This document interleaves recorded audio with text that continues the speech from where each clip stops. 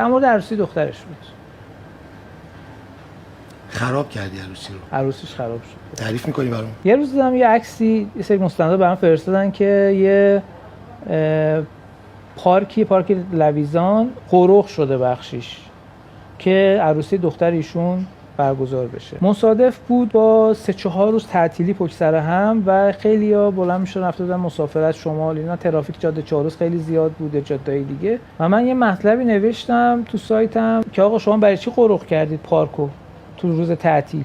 خب پاشید برید تالار بگیرید، پاشید برید یه جای دیگه برگزار کنید. مردم از پارک محروم کردید به خاطر اینا. اومدن تکذیب کردن. منم کارت عروسی رو منتشر کردم و آدرس و مشخصات و عکسایی که قرق شده رو منتشر کردم. خیلی ناراحت نبودم از این اتفاق تا اینکه پسر خودم کیان به دنیا اومد و اونجا فهمیدم که یه لحظه حس پدرانه تازه شکل گرفت. اونجا بود که از انتشار اون مطلب ناراحت شدم، اما تقصیر خودشون بود.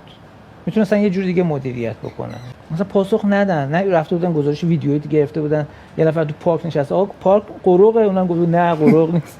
آره اون یه قلمو من همیشه گفتم اگه ببینم دخترشو ازش عذرخواهی میکنم، خودشو نه، دخترش